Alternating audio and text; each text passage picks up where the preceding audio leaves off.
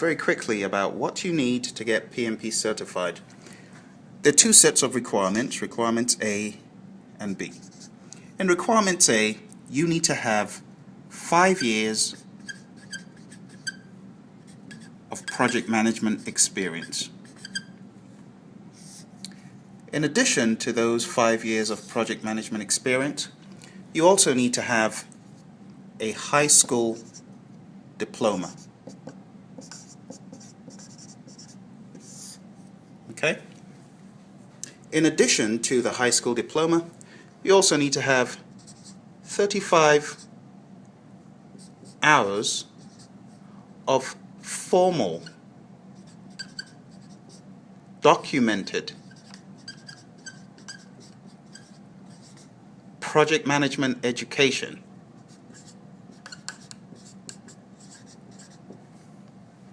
So that's the first category of people who have a high school diploma.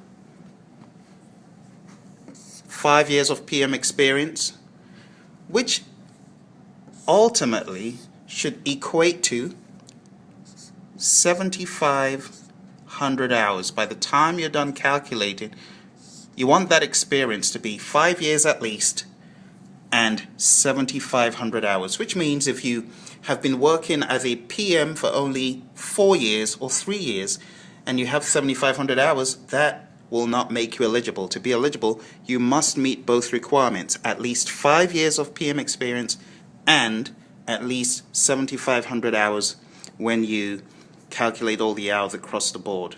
Okay? The next set of folks who could qualify for this exam are those that have a degree, bachelor's degree or the global equivalent. Most of the time you find folks in the US 3-year degree, or overseas 4 years degree or 5 years degree, depending on what they studied. So once you've got your bachelor's degree, the next thing you need to look out for is your 3 years of PM experience. Now that 3 years of PM experience needs to be 4,500 hours of project management experience when you boil it down.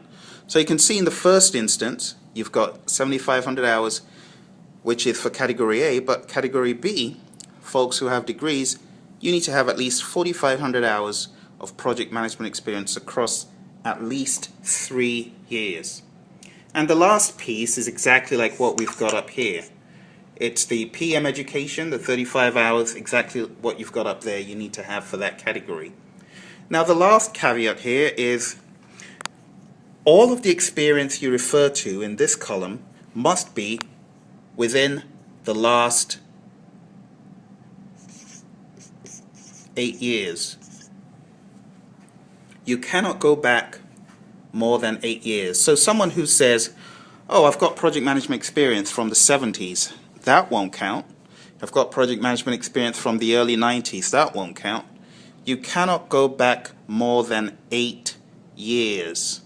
Okay? So if you've got a high school diploma, no degree, you can still qualify for the PMP exam. You just need to meet those. And if you do have a bachelor's degree, don't forget you need that 4,500 hours and also the 35 contact hours, as we call it, of formal project management education.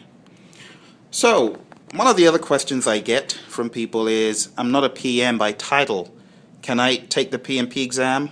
I would suggest read the PMP handbook, because you'll discover, even actually when you start filling in your application, that there are different job descriptions. You could be a director, you could be a manager. The key thing is, have you worked in the capacity of responsibility that will require you to take this exam, which is you have managed projects, aspects of projects, and project teams. On every project, you may not necessarily have done everything from beginning to the end. You know, we talk about the 5 process groups. Give you a quick reminder, we talk about initiating, planning, executing, monitoring and controlling, and closing, the 5 process groups. which pretty much forms the basis for your PMP exam application. So on your PMP exam application, they'll be looking for all of these 5 process groups to be across the various projects you've managed. You don't have to have managed project management components across all 5 process groups on every single project, but if you're submitting, for example, 5 projects, at least the combination of those 5 projects should be able to give you the 5 process groups covered as a whole.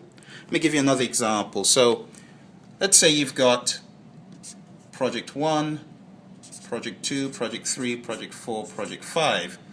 On the first project, you worked on initiating and planning. The second one, you worked on planning, executing, monitoring and controlling. The third one, you worked on closing.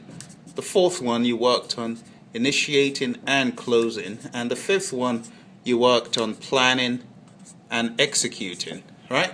Looking at that application, that qualifies because you've got all the 5 process groups across your 5 projects. So that's what the PMI refer to when they talk about project management experience spanning across the process groups. Another terminology used is non-overlapping. I'll give you a quick example of what that means. When the PMI say your experience should be non-overlapping, they're talking about an example such as this. On a timeline, if this is time, and these are your projects, you've got project 1, 2, and 3. Let's say you worked across a period of, say this is the 1-year mark on your time continuum there. If you worked on 3 projects, what they mean by non-overlapping is you can't say, because you worked on 3 projects that overlapped, oh, that's one project I worked on for a year, that's the second project I worked on for a year, and that's the third project I worked on for a year. So that's 3 years of projects. You cannot say that. In actuality, the time you spend on the projects you need to multiply by the factor, which in this case might be something like that, 0.3, maybe 0.2, maybe 0.5. So maybe even though you worked on these projects across a year, you were not 100% allocated to all the projects, okay? For more information about this, check out my other videos.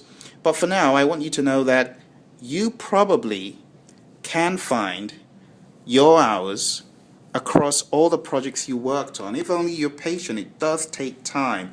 If you've been a project manager for at least 5-6 years, most likely you'll find hours that you can apply to your projects for the purpose of that 35-hour formal documentation. So don't give up. It does take a little bit of brain power, sitting down, locking yourself in a room for a few days and thinking out, thinking very far. Lots of documentation. In fact, one of my students had to go way back, and he went really far. He brought out all his timesheets, and he finally got done with the application. The sad thing is he's not certified today because he didn't send in his application. He got done and he just didn't hit the send button, unfortunately. So make sure you've got a plan. You want to get this done quick so the fire doesn't die out, because lots of people get done with the application and then, you know, it just dies out if it's not a major requirement. So take care and speak to you soon.